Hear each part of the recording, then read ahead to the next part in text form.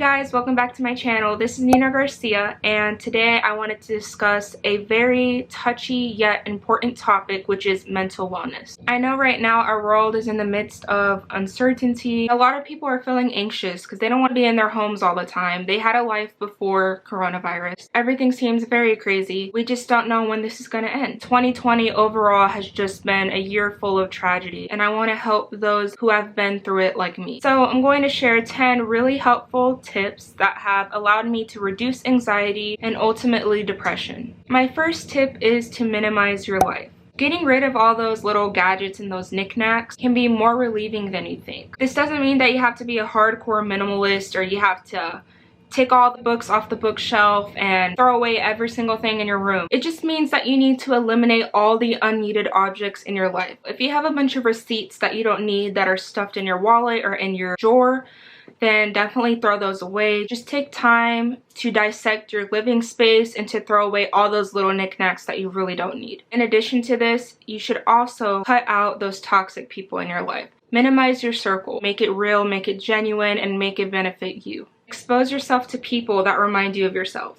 I, for example, am in a group of girls and I love them. They all remind me of me. They make me want to better myself. They also add on to the purpose in my life. I don't want to die knowing that I was a follower and that I had to impress them in order to earn their friendship. These girls that I'm with, they don't make me feel like that. They make me feel like my life is sustainable. You don't need that one Regina George. You also don't need all those shoe boxes in your closet. Another tip is to nourish your body. This is a very common tip, but I will continuously spread this out there to whoever I can and let people know that this helps more than anything. I recommend drinking about 64 to 72 ounces of water a day. I say this because you can properly hydrate without having to overhydrate. And even though this is obvious, I just want to put this out there that sleep is a very underestimated factor that helps improve your mental health and overall well-being. Nourishing your body does improve you physically, but if it improves you physically, it's gonna improve you mentally as well. Tip number 3 that I hold dear to my heart is to care for others. This one's a little ironic. A lot of people don't want to be in other people's business.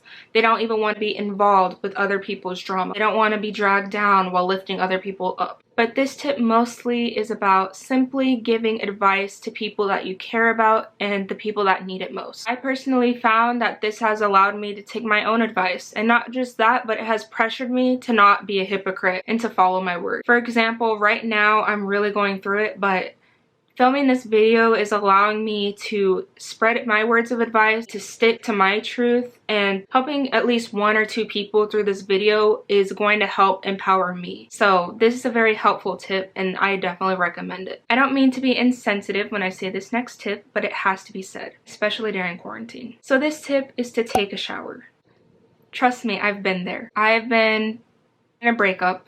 I've been in multiple breakups, but you know, sometimes when I've gone through those, I haven't felt very great about myself. And I've been like, you know what, what's the use in showering? What's the use in dressing up and being a bad... Especially during quarantine. I was like, none of my friends are going to see me, so why would I dress up? There's no use. And that makes sense. Like, why dress up? But the reason I say this tip is because it allows you to have integrity to yourself. Not just make you feel good and ready to go for the day, but it also makes you stay true to yourself. Doing this has allowed me to get dressed and shower for the sake of myself, not for the sake of other people. Showers also feel super refreshing and they help your overall well-being. It will make you feel refreshed and will improve your hygiene. And who doesn't want to have really good hygiene?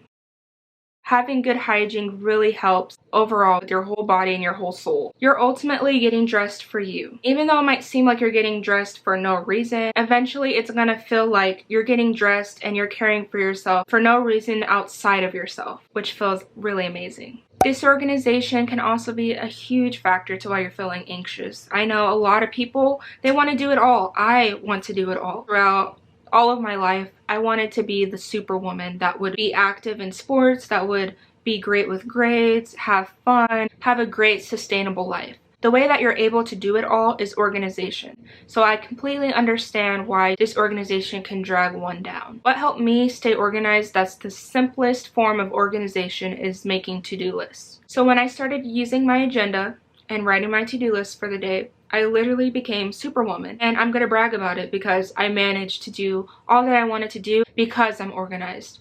I'm gonna show you the agenda that I use. I love putting people on. I love it. Like, I love putting people on. So I'm gonna share this. This is the simplified planner. This right here is my best friend. Has all of my secrets to having a great life. Yeah, it has little tabs, of course, like every planner and every month. But what's different about this planner, at least I have noticed, trying to find a page that doesn't have my information, that's really embarrassing. So it has two sides, the My Day section, and it also has a to-do list section. And if I have so much to do in one day, I just take up both columns because they basically mean the same thing. It also has a cool little list of tips on how to get your life together. I just think that is so cool because sometimes we forget to pay bills or do certain things. I love this planner because it has saved my life. I can literally just stick to this and I'll be completely organized. Also, if you don't want to make the effort to actually buy an agenda, I recommend just writing down what you have to do on a piece of paper. Putting it out there and voicing that it will happen allows you to accomplish what you want to accomplish, and that completely eliminates stress. Tactic number 6 is oddly specific. Again, I'm giving specific tips, but they help completely. Tactic number 6 is to clean out that dreadful closet. Most people that are out of high school or high school and up have the fullest, most cluttered, built up closet ever, and it can be stressful. Your closet is like that dark secret that you want to demolish in order to have a clean slate and to have a clean space around it, because it's that hidden thing, you know, that you still have in the back of your mind that you have to have clean in order for things to actually be clean.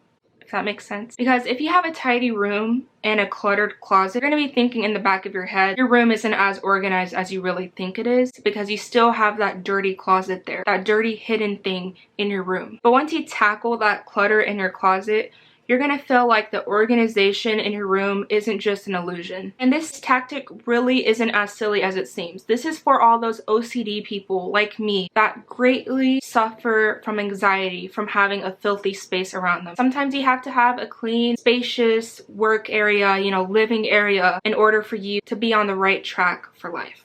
Tip number 7 is to meditate. Whether it's yoga, breathing techniques, practicing prayer alone, listing 10 things you're grateful for in your life. Whatever it is, it's kind of just like a time of reflection of you being able to breathe and to focus on you. Meditation, for the most part, if you're doing it correctly, allows for you to feel like a whole person, which vastly improves your mental strength. I especially love this tactic because you don't have to be consistent with this in order for it to work. You can do it one time out of the week or maybe one time out of the whole year and it'll work. It's like rejuvenating. It's going back to a clean slate because you're focusing on yourself each time. And I really love that whenever I get into those heated conversations with those people I care about and I'm feeling very stressed out, about to say something that I'm going to regret, simply breathing and going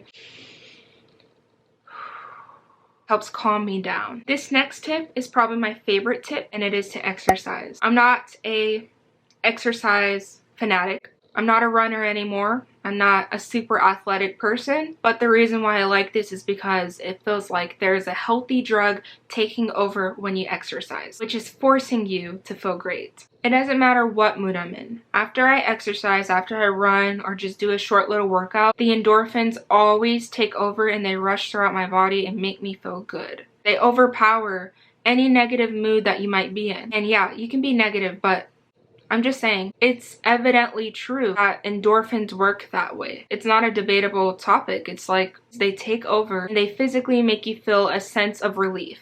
Alright, so tip number 9 is to treat yourself. Your well-being and your love for yourself is priority in your life. So if you get heartbroken and feel that need to splurge, then I'd say go ahead, because I've been there. The only rule to this is to not regularly do it because it'll defeat the purpose of splurging and it just won't be as exciting. Plus, it won't be exciting for your wallet either. Cheaper ways to enjoy this is getting a massage, having a spa day, or just having a day that's just all about you. My last important tip is to find something productive to do. This doesn't mean that you have to do it every day, and I'm not calling you out if you love to sit on the couch all day or you love to be in your PJs all day and if you're completely fine with it. But if you feel as though your life has no purpose or sense of direction, productivity really helps eliminate that feeling. My little trick to staying productive is building around the goals that I set for myself. For example, if you want to go to your dream school and it's super expensive, my idea of being productive is applying for maybe 2 or 3 scholarships every Sunday. It doesn't matter what it is, but just finding something productive really helps you feel accomplished. It makes you feel on the right track, and it helps you feel like you have a direction in your life.